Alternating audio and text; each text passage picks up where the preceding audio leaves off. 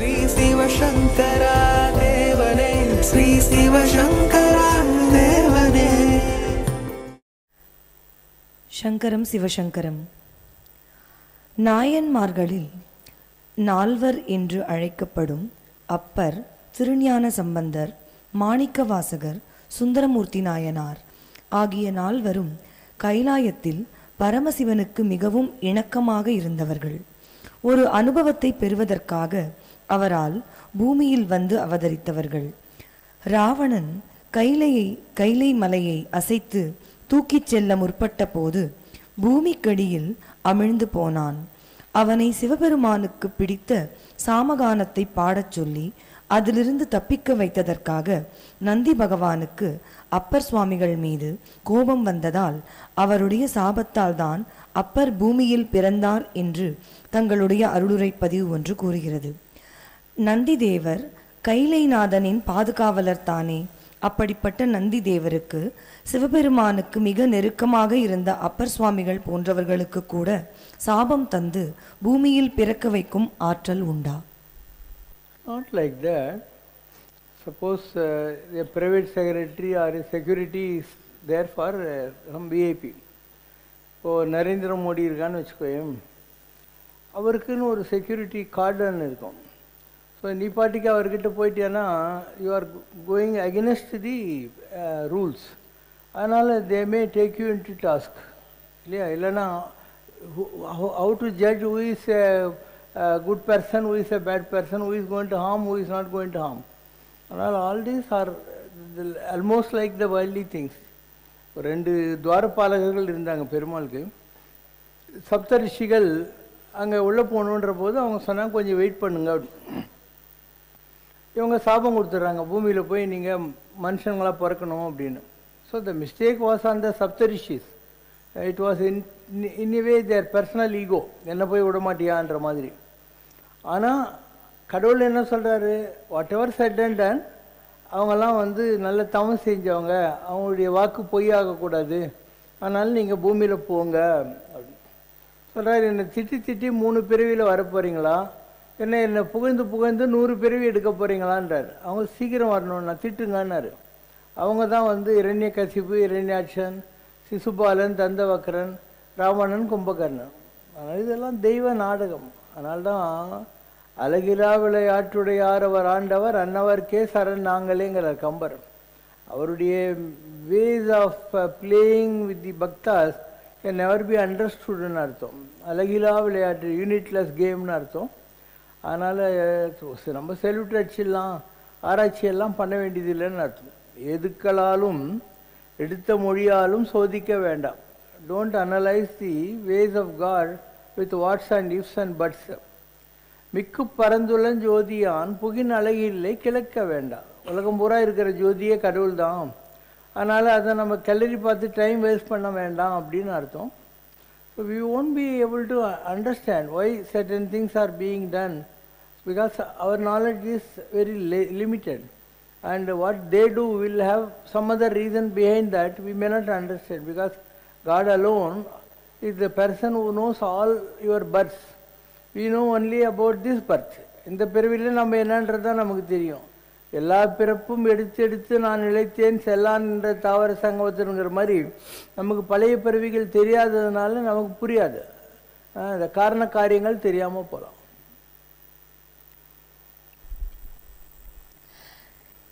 இன்றைக்கு கோவில்களில் பக்தர்கள் செய்யும் அங்க பிரதட்சணத்துக்கு பிதாமகரே அப்பர் சுவாமிகள் தான் என்றும் தாங்கள் தெரிவித்திருக்கிறீர்கள். தனது உழவார பணியின் போது கோவில்களில் பிரதட்சணம் வரும் பக்தர்களின் கால்களில் முள் எதுவும் தைத்துவிடக்கூடாது என்பதற்காக தனது உடலால் அப்பர் சுவாமிகள் அங்க பிரதட்சணம் செய்து அதை செக் செய்து பார்த்தார் என்றும் தாங்கள் தெரிவித்திருக்கிறீர்கள். ஒரு உழவார பணியாக அப்பர் பெருமானால் ஆரம்பிக்கப்பட்ட இந்த அங்க பிரதட்சணம் பின்னாளில் பக்தர்களின் நேர்த்திக்கடன் செலுத்தும் ஒரு வழிபாட்டு முறையாக மாறியது எவ்வாறு? அதே அப்பர் சுவாமி போன்றவர்கள் பாடியிருக்காங்க, தலையே நீ வணங்காய். Every parts of the body they say you worship the Lord in this way அப்படின்னு சொல்றாங்க. தலையே நீ வணங்காய். தலைமாலை தலை கணிந்து தலையாலே பலி தேரும் தலைவனை தலையே நீ வணங்காய். கண்காள் காண்மீன்களோ கரை நஞ்சுண்ட கண்டன் தன்னை என் தோள் வீசி நின்றாடும் பிரான் தன்னை கண்காள் காண்மீன்களோ செவிகாள் கேண்மீன்களோ. சிவன் எம்மிரை செம்பவள எரி போல் மேனி பிரான் திறம் எப்போதும் செவிகாள் கேண்மீன்களோ. ஓ மூக்கே நீ முரலாய் முதுகாடுரை முக்கண்ணனை வாக்கே நோக்கிய மங்கை மணாளனை மூக்கே நீ முரலாய். Each part of your body they give instruction how you should worship the Lord அப்படிங்கிற மாதிரி. ஸோ மெய் வாய் கண்மூக்கு செவி என்று சொல்லக்கூடிய the 5 elements and the different parts of the body which are using the மெய் வாய் கண்மூக்கு செவி, அது எல்லாமே எதுக்காக? கடவுளை கும்பிட்றதுக்காக, கும்பிட்டு உருப்பிடுறதுக்காக அப்படிங்கிற பாவனையில் அவங்க இந்த மாதிரிலாம் சொல்கிறாங்க. So it is good. அந்த அங்கப்பிரசனம்ங்கிறது என்ன? இந்த மொத்த சரீரத்தையும் கடவுளுடைய கோயிலில் உருட்டி எடுக்கிறது. அது எதுக்காக உருட்டி எடுத்தாங்க அப்படின்னா, இப்போ தலையிலேருந்து கால் வரைக்கும் எல்லா பார்ட்ஸ் ஆஃப் த பாடியும் கடவுளுக்கு. ஸோ ஒவ்வொரு பார்ட் ஆஃப் த சொல்லி கும்பிட்றது ஒரு வழி, இல்லை இந்த மொத்த உடலை வச்சு அந்த கோயிலை சுற்றி வர்றது ஒன்று. நீ கொடுத்த உடம்பை நான் உன்னை வழிபடுவதற்காக பயன்படுகிறேன் அப்படின்னு அர்த்தம். அதுக்கு சுந்தரமூர்த்தி நானாருடைய பாட்டில் சொல்லுவார், உன்னை வழிபடுவதற்காக நீ கொடுத்த இந்த உடம்பை நான் முதல்ல கும்பிட்டுக்கிறேன் அப்படின்னுவார். First I will worship my body, then நான் உன்னை கும்பிட்றேங்கிற அர்த்தத்தில் சொல்லுவார்.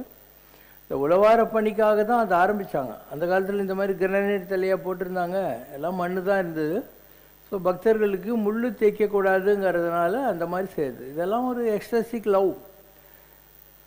ராமானுஜர் இருந்தார், அவருக்கு ஒரு சிஷ்யன் தான், அவன் பேர் கோவிந்த பட்டன். அவன் everyday after preparing the bed for Ramanuja அந்த பெட்டில் படுத்து பொருள்வான். எல்லா சிஷ்யங்களும், என்ன குருவே நீங்கள் படுத்துக்கிற பெட்டில் இந்த நாய் படுத்து பொருளுது அப்படின்னு. ராமானுஜர் என்ன பண்ணார், நீங்கள் படுக்கிற போது அதில் எறும்பு கிரும்பு இருந்தாக்கா என்ன ஆகும், ஆனால் நான் முதல்ல டெஸ்ட் பண்ணிவிடுவேன், அப்புறம் தான் உன்னை படுக்க விடுவேன்னாரு. இதெல்லாம் your myriad ways of expressing your concern and love for the God in whom you believe. அதனால் இட்ஸ் யுவர் சாய்ஸ். இப்படிலாம் பண்ணி தான் ஆகணும்னு யாரும் சொல்ல. ஆனால் பெண்களை அங்கப்பிரசனம் பண்ண வேணான்னு சொல்கிறாங்க. ஏன்னா உங்களுடைய மார்பகங்கள் இருக்கு இல்லையா, அது தரையில் படக்கூடாது, அந்த பூமிக்கு நல்லதில்லை.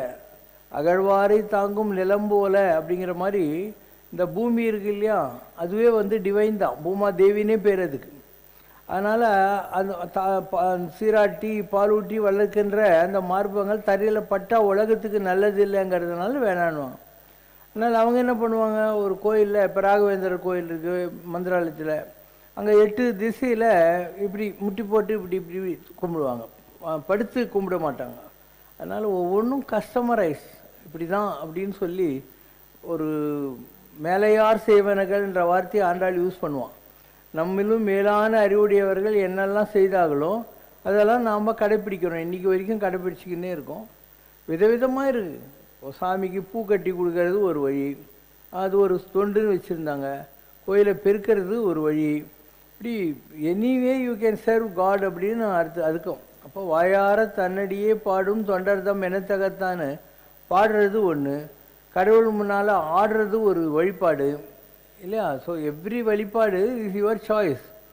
அதனால் படிக்கின்றலை பழனி திருநாமம் படிக்கின்றவர் தாழ் பிடிக்கின்றலை நெஞ்சம் விம்மி ஓயாமல் முசுகின்றலை நெஞ்சமே தஞ்சம் ஏது. என்ன பழனிக்காரனுடைய பேரை சொல்லி தொலைக்க மாட்டேங்கிற, ஆடுகின்ற சேவடிக்கு ஆளாகினன்ற மாதிரி அந்த பாதத்தை பிடிக்கல, பற்றி நின்ற பாவங்கள் பாற்ற வேண்டில், நீ அரகரா என்று அரற்றே நில்லே அப்படின்ற மாதிரி சொல்லுவாங்க. இப்போ படிக்கின்றலை பழனி திருநாமம் படிக்கின்றவர்த்தால் பிடிக்கின்றில்லை. யாராவது பூஜை கீஜை பண்ணியிருக்கிறாங்க, அவங்கள போய் பக்தர்களை கும்பிட்டுக்கலாங்கிற மாதிரியும் உனக்கு ஒரு ஐடியா வரமாட்டேன்னுது. சரி, உனக்கு தொழ தெரியலன்னா அழ கற்றுக்கோ. சாமிக்கிட்ட போய் நின்றுட்டு ரோமம் சிரிப்ப கரமலர் முட்டித்து அரகராவென்று அரற்றி வம்மின் உலகியலில் வனைந்து வனைந்து ஏற்றி மரணமில்லா பெருவாழ்வு வாழ்ந்திடலாம் கண்டாய்ங்கிறார். கடவுள்கிட்ட போன உடனே முடியெல்லாம் அப்படியே குச்சி எரிஞ்சு நிற்கணுமா, கண்ணில் தாரமாக தண்ணி கொட்டணுமா, பெருமூச்சு வரணுமா, அப்படியெல்லாம் கடவுளை உருகி தொழுதவர்கள் ஒரு காலத்தில் இருந்தாங்க. இப்போ ஜனங்களுக்கு அதெல்லாம் வரமாட்டேன்னுது. ஏன்னா கல்லாயினும் தாய்மானவர் பாட்டு பாடுங்க, ஒரு கல்லாவது எப்பயாவது ஒரு நாள் உருகிடும், என் கல் நெஞ்சு உருகவில்லையே அப்படின்னு தாய்மானவர். கல்லேனுமைய ஒரு காலத்தில் உருகுமின் கல் நெஞ்சம் உருகவில்லையே. கல்லாவது என்னைக்காவது உருகும், என் கல் நெஞ்சு உருகவே மாட்டேன்னுது. கருணை கிணங்காத வன்மையையும் நான் முகன் கற்பிக்க ஒரு கடவுளோ வல்லான் வகுத்ததே வாய்க்காலினும் பேரு வழக்குக்கு இழுக்கும் உண்டோ சொல்லால் முழக்கிலோ. அப்போ நம்முடைய பக்தி கல்ட்டில் விதவிதமான அனுபவங்களை அடைந்த நாயன்மார்கள், ஆழ்வாராதிகள், பக்தர்கள்லாம் இருந்திருக்காங்க. பாண்டுரங்க பக்தர்கள்லாம் மகாபக்த விஜயத்தில் நீங்கள் படிச்சிங்கன்னா தெரியும், எப்படியெல்லாம் கடவுளை நேசித்திருக்கிறாருங்கன்ட்டு. இதில் பெங்காலில் சைத்தன்ய மகாபிரபு, கௌரங்கர் இவங்கெல்லாம் இருந்திருக்கிறாங்க. ஒடிசாவில் இருந்திருக்காங்க. அப்புறம் மகாராஷ்டிராவில் ஜெயதேவர், கீத கோவிந்தம் எழுதினார். அந்த மாதிரி எவ்வளோ பேர் இருந்திருக்காங்க. வடநாட்டில் துளசிதாசர், மீராபாயெல்லாம் இருந்திருக்காங்க. தமிழ்நாட்டில் ஆண்டாள் இவங்கெல்லாம் இருந்திருக்காங்க. உலகம் பூராவும் இந்த பக்தியால் நான் உன்னை பலகாலம்னு சொல்லக்கூடிய நிலையில் கடவுளை யாசித்தவர்கள் இருக்கிறார்கள். இன்றைக்கி ஜனங்களுக்கெல்லாம் லௌகீக மாயில மாட்டிக்கிட்டாங்க. அதனால் இவங்களுக்கு ஒரு கோயிலுங்கிறது ஏதோ தீபாவளி பொங்கல் மாதிரி எப்பயாவது போனால் உண்டுன்ற மாதிரி இருக்குது. ரெகுலராக கோயிலுக்கு போகிறவங்கெல்லாம் ரொம்ப கம்மி தான் இப்போலாம். அந்த கோயிலுக்கே போனால் கூட இவங்க அங்கே போய் ஊர்க்கதெல்லாம் பேசினுக்கிறாங்களே தவிர சாமிக்கிட்ட மனசை வச்சு அழுகிறது தொழுகிறதெல்லாம் இல்லை. எல்லாம் கம்மியாகினே போகுது இன்றைக்கி வர வர. அண்ட் இன்னும் சில இடங்களில் கோயிலே ஒரு தன்னுடைய பாம்ப் அண்ட் ஷோவை காட்டுற ஒரு இடமாகி போகுது. அதனால் பல விஷயங்கள் இன்னும் ஆன்மீகத்தில் மக்களுக்கு புரிப்படாமல் இருக்குது. இதெல்லாம் மாறுகிற காலம் எல்லாரும் கடவுளுக்கு முன்னால் ஒன்று எத்துணையும் பேதமுறாது அப்படின்னா நாம் கொஞ்சம் கூட டிஸ்கிரிமினேஷன் இருக்கக்கூடாது. ஒருத்தருக்கும் இன்னொருத்தருக்கும் டிஸ்கிரிமினேஷன் இருக்கக்கூடாது. எத்துணையும் பேதம் வராது. இப்போ நம்ம கோயில் இருக்குது, எல்லாருக்கும் ஒரே ட்ரீட்மெண்ட்டு தான். இப்போ நீங்கள்லாம் வந்துக்கிறீங்க, சாமி எவ்வளோ நேரம் வேணால் பாருங்கள், பிரசாதம் சாப்பிடுங்க, சாக்லேட் சாப்பிடுங்க, பழம் சாப்பிடுங்க, பாட்டெல்லாம் கேளுங்க, தேர் பல்லக்கு யார் வேணால் இழுக்கலாம், இதுக்கெல்லாம் டிக்கெட்டு கிடையாது.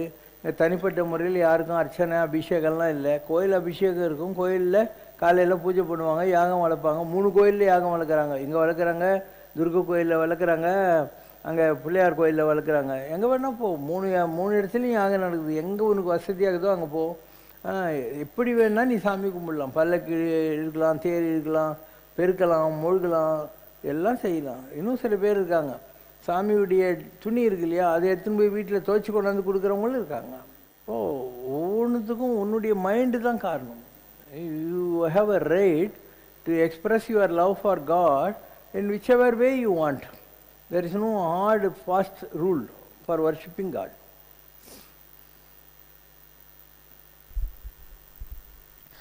ஆய கலைகள் 64ஐயும் ஏய உணர்விக்கும் என்னம்மை என்று சரஸ்வதி தேவியை போற்றி பாடுகிறது கம்பர் எழுதிய சரஸ்வதி அந்தாதி என்ற சிற்றிலக்கியம். அந்த 64 கலைகளில் கூடுவிட்டு கூடு பாய்தல் 52வது கலையாக கூறப்பட்டிருக்கிறது. ஆனால் கூடுவிட்டு கூடு பாய்தல் என்ற கலை சித்தர்களுக்கும் மகான்களுக்கும் மட்டுமே கைவரப்பெற்ற அஷ்டமா சித்திகளில் ஒன்று என்று தாங்கள் பல அருளுரைகளில் தெரிவித்திருக்கிறீர்கள். ஆயக்கலைகள் 64ஐயும் அக்காலத்தில் மக்கள் எல்லோருமே கற்றுக்கொண்ட போது அந்த கலைகளில் ஒன்றாக இருந்த பரகாய பிரவேசம் மட்டும் அஷ்டமா சித்திகளில் ஒன்றாக மாறியது எப்படி? அப்படியெல்லாம் இல்லை. அதாவது இன்றைக்கி ஒரு காலேஜ் இருக்குது, யூனிவர்சிட்டி இருக்குது, அதில் எவ்வளவோ சப்ஜெக்ட்ஸ் இருக்குது. உனக்கு எந்த சப்ஜெக்ட் வேணுமோ அது தானே நீ படிப்ப. ஒரு எம்ஏல ஹிஸ்ட்ரி இருக்குது, எக்கனாமிக்ஸ் இருக்குது, ஜியாகிரஃபி இருக்குது, அது இருக்குது, இது இருக்குது அப்படின்னு எல்லாத்தையுமா படிச்சுன்னு உட்காந்து இருப்பேன். அதனால் 64 கலைகள் இருக்கிறது உண்மைதான். அதில் யாருக்கு எதில் இன்ட்ரெஸ்ட்டோ அது. சில பேருக்கு பாட வரும், சில பேருக்கு டான்ஸில் இன்ட்ரெஸ்ட் இருக்கும், சில பேருக்கு பெயிண்டிங்கில் இன்ட்ரெஸ்ட் இருக்கும், சில பேருக்கு இந்த சிற்ப வேலைகளை செய்கிறதுல இன்ட்ரெஸ்ட் இருக்கும். அது மாதிரி ஒவ்வொருத்தருக்கும் ஒரு பர்சியூட் இருக்கும். அதனால் எல்லாரும் எல்லாத்தையும் கற்றுக்கணும்னு ஒன்றும் அவசியம் இல்லை. எமர்சன் ஒருத்தர் சொன்னான், after all I know only one thing, that is that I don't know any திங்னா. எனக்கு தெரிஞ்சதெல்லாம் ஒன்று தான், அது என்னென்னா எனக்கு ஒன்றுமே தெரியாது அப்படிங்கிறது தான். அதனால் நம்ம எல்லாத்தையும் கற்றுக்க முடியாது. கல்வி கரையில் கற்பவர் நாள் சில. நம்ம படிக்க வேண்டியது பவுண்ட்லெஸ். அதில் நம்ம ஆயுசே 50, 60, 70, 80 தான். கற்பவர் நாள் சில. அதுலேயும் பாதி நாள் வியாதி வந்து தொலைக்குது. மெல்ல நினைக்கின் பிணிபல. இப்போ என்ன பண்ணோம், இருக்கிற கொஞ்சோண்டு ஆயுஸ்குள்ளோ தெல்லிதின் ஆராய்ந்து அமைவுடைய கற்பவே பாலுன்னு குறுகின்னு தெரியுது. பால் தண்ணி ரெண்டையும் சேர்த்து வச்சா இந்த குறுகுன்னா அன்னப்பட்சி அது பாலை எடுத்து தண்ணி விட்டுருமா. அந்த மாதிரி உலகத்தில் எல்லாம் தான் இருக்கும். நீ நல்லதை எடுத்துக்கோ, கெட்டதெல்லாம் விட்டுடு. ஏன்னா உன் ஆயுஸ்குள்ளே அதை தான் நீ என்ன பண்ண முடியும். தேவையில்லாமல் எல்லாத்துக்கையும் தேடி அழிஞ்சிருந்தானே எதுலேயுமே பெர்ஃபெக்ட் ஆக மாட்டேன். இந்த பசங்களுக்கெல்லாம் பரீட்சை இப்போ 10th, 11th, 12th எல்லாம் இவங்க என்ன பண்ணுவாங்க, எப்போ பாரு புக்கை பொட்டி பொட்டி பார்த்துன்னு மைண்டில் ஒன்றுமே வராது. எக்ஸாம் ஹாலுக்கு போனாக்கா எதுவுமே தெரியாது. அதனால் நான் என்ன ப்ரிஸ்கிரிப்ஷன் கொடுப்பேன்னாக்கா, பழைய கொஸ்டின் பேங்க் இருக்கும். கொஸ்டின் பேங்க் என்ன, இதுக்கு முன்ன வருஷத்தில் இருந்ததுக்கு அவங்க கொஸ்டின் ஆன்சர்லாம் பிரிண்ட் பண்ணி புக்கு போட்டிருப்பாங்க. அதில் அந்த ஒரு வருஷத்துக்கு 2 பரீட்சை நடந்திருக்கும். மார்ச்சில் ஒன்று நடந்திருக்கும், செப்டம்பரில் வந்துருக்கும். ஒரு 4 கொஸ்டின் பேப்பரை அழகாக நீ டப்பா தட்டி எழுதி எழுதி எழுதி பார்த்து உனக்கு நீயே மார்க் போட்டுக்கணுன்னு வச்சுக்கோ, நீ 90க்கு மேலே வாங்கிடுவேன். ஏன்னா கேள்வி கேட்குறதுக்கு ஒன்றுமே இல்லை. அதுலேயும் சாய்ஸ் இருக்குது. 2 மார்க் கேள்வியில் 5ல் 3 இருக்குது, இல்லை 6ல் 3 இருக்குது. அதுக்கப்புறம் பெரிய கேள்வியில் 3ல் 1 இருக்குது. இப்படிலாம் கணக்கு இருக்குது. அதே மாதிரி நீ என்ன தொல்காப்பியர் அகஸ்தியரா, உனக்கு கிராமரில் மார்க் வேணும். அதுக்கு ரொம்ப ஈஸியான வழியெல்லாம் இருக்குது. ரொம்ப ஈஸியான வழியெல்லாம் இருக்குது. பார்த்த உடனே தெரியும். தெரி, செலி, கொலி அப்படின்னாக்கா பார்த்தாவே தெரியும். அது அலைபடைன்னு அர்த்தம். உருவகம்னு ஒன்று இருக்குது, மெட்டாஃபார் அப்படின்வாங்க. ஊமைன்னு ஒன்று இருக்குது, தாமரை கன்னங்கள், தாமரை போன்ற கன்னங்கள். ஸோ ஒரு 4 நீ ஒழுங்காக புரிஞ்சுக்கிட்டு போனேன்னா நீ 100க்கு 100 மார்க் வாங்கிடலாம். நிறைய பேருக்கு இதெல்லாம் தெரியுதில்லை. எப்போ பாரு படிக்கணும்னு மூடு வர்றதே கஷ்டம். வந்ததுனாக்கா ஒரு இது ஃப்ளாஸ்கில் டீ காஃபி வச்சுக்குவாங்க. அதுக்கப்புறம் விளக்கெல்லாம் போட்டுட்டு புக் எடுப்பாங்க. இவங்களுக்கு எது ரொம்ப நல்லா தெரியுமோ அதையே படிச்சுன்னு இருப்பாங்க. தெரியாததான் படிக்கவே மாட்டாங்க. அவங்களே ஏமாற்றிக்கிறாங்க. அதனால் பரீட்சைக்கு ப்ரிப்பேர் பண்ணுறன்றது வேறு, கிளாஸ் ரூமில் வாத்தியார் கற்றுக் கொடுக்குறது வேறு, நீ எக்ஸாம் ஓரியன்டாக படிக்க வேண்டியது வேறு. இதை நீ பண்ணிப்பார். நல்லா மாஞ்சி மாஞ்சி புக்கை படித்தவனோட நீ நிறைய மார்க் வாங்கிட்டு போயிட்டே இருப்பேன். அதனால் ரொம்ப சிம்பிள். படிப்புன்றது ஒன்றும் கஷ்டம் இல்லை. இப்போ நாங்கள்லாம் இருக்கோம். எங்கள் காலத்தில் இருந்த வாத்தியாருங்கெல்லாம் வேறு. நான் ஃப்ரீயாக தான் படித்தேன். My father was a teacher, so I cannot afford. நாங்கள் 3 brothers 3 sisters. So I went for free scholarship student to Ramakrishna Mission Periyanaickenpalayam, Coimbatore. அங்கே எங்களுக்கு டீச்சரெல்லாம் நாங்கள் அண்ணான்னு கூப்பிடுவோம்.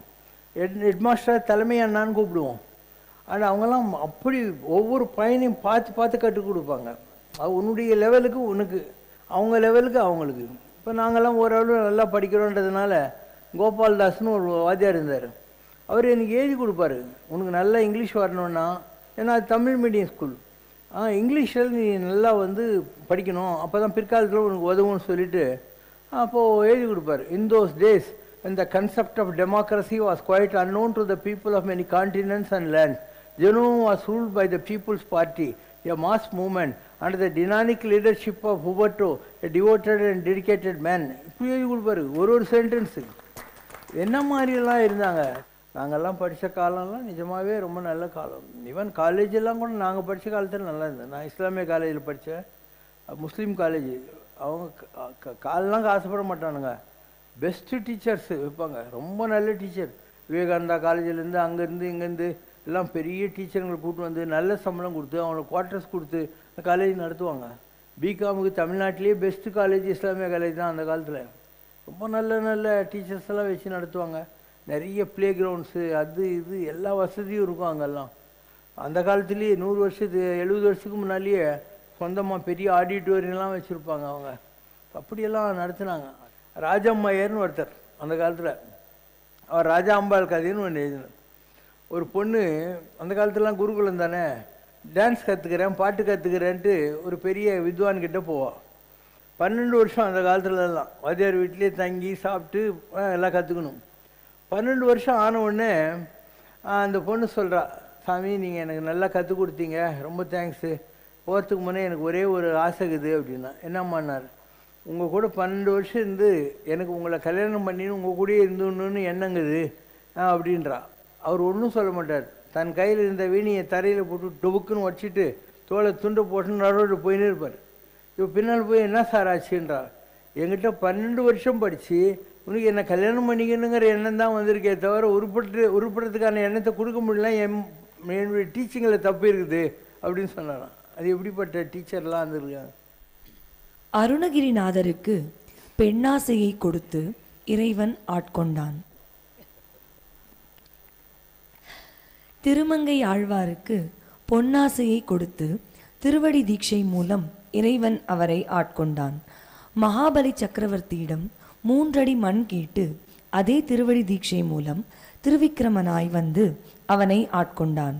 மண்ணாசை, பெண்ணாசை, பொன்னாசை இந்த 3ஐயும் முற்றிலும் துறந்துவிட்டு பற்றற்ற நிலையில் என் திருவடி வந்து சேர் என்று தான் படைத்த உயிர்களுக்கு அறிவுரை சொல்லும் இறைவன் ஏன் அந்த 3 ஆசைகளையும் மனிதர்களுக்கு அவர்களுடைய லௌகீக வாழ்க்கையில் கொடுத்துவிட்டு அவர்கள் அந்த அனுபவத்தை பெற்ற பிறகு அவர்களை ஆட்கொள்ள வேண்டும்?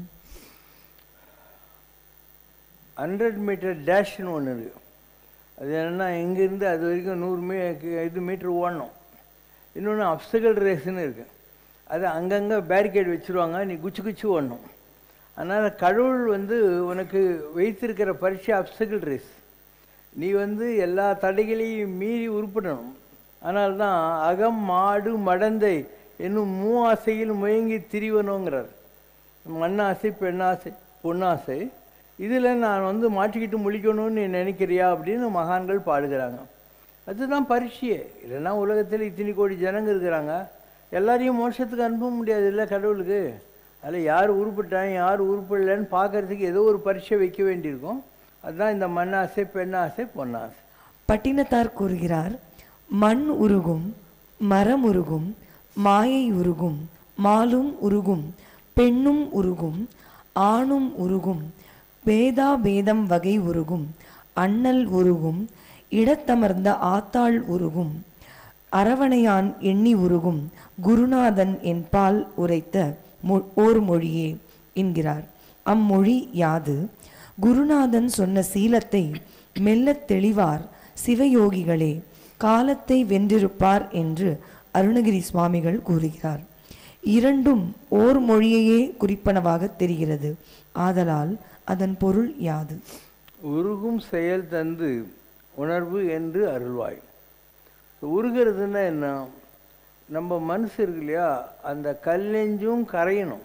கல் நெஞ்சு கல்லாயினும் ஒரு நாள் கரையும், கல் நெஞ்சு கருகவில்லைன்னு சொன்னேன் இல்லையா, அந்த மாதிரி கல் நெஞ்சு கரையாது.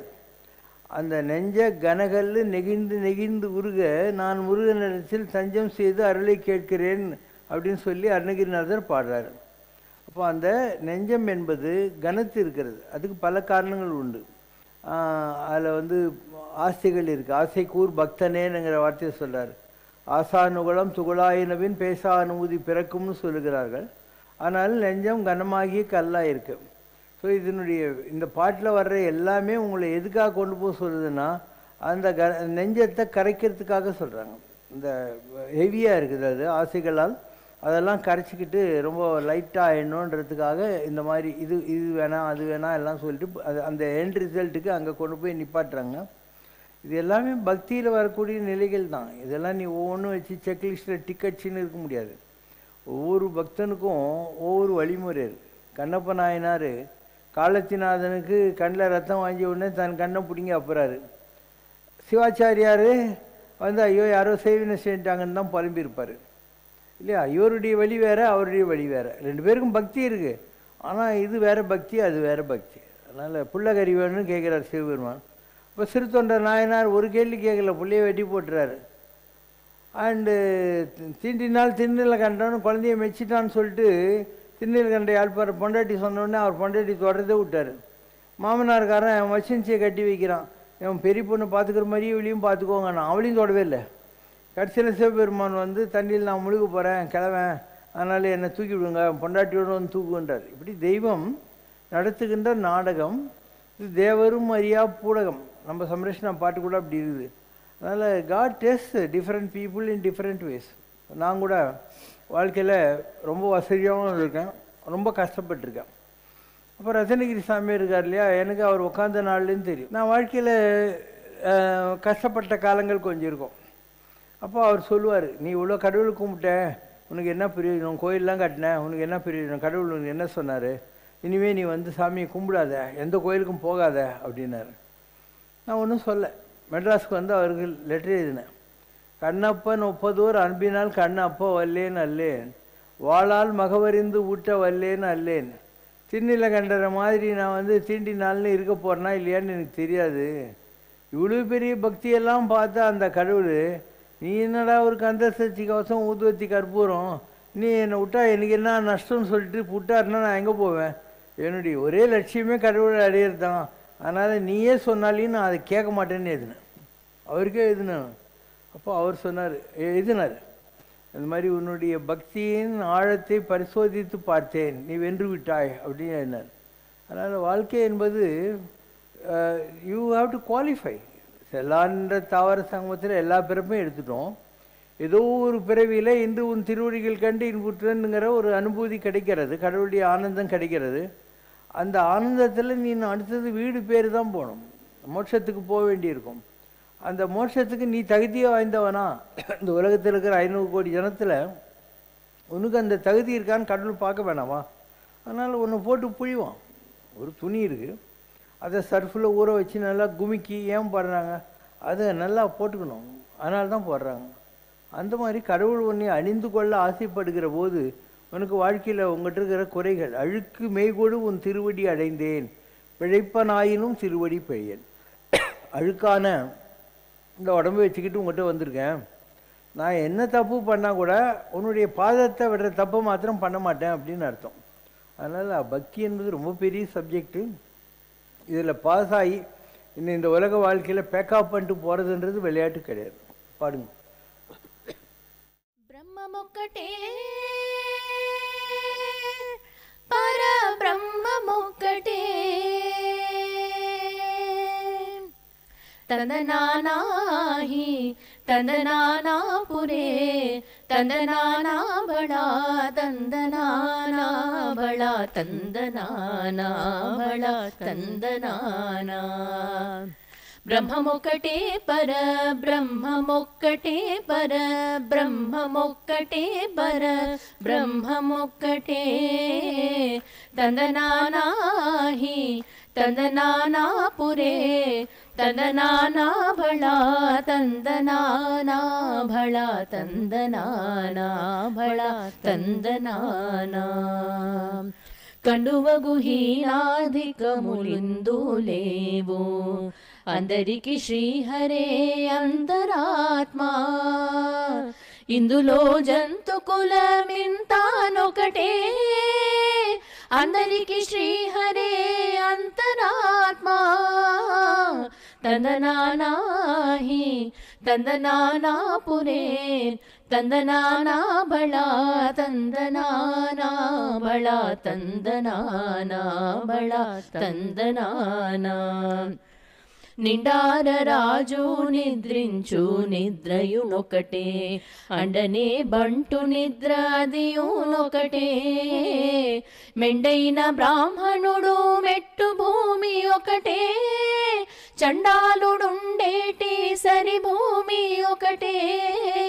తందనానాహి తందనానా పురే తందనానా బళా తందనానా బళా తందనానా బళా తందనానా.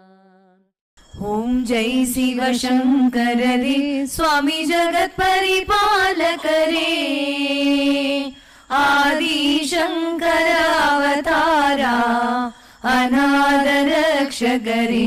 ఓం జై శివ శంకర రే அன்னையும் தந்தையும் நீரென்றறிந்தும் அன்பில் நனைகின்றோம் சுவாமி, அன்பில் நனைகின்றோம்.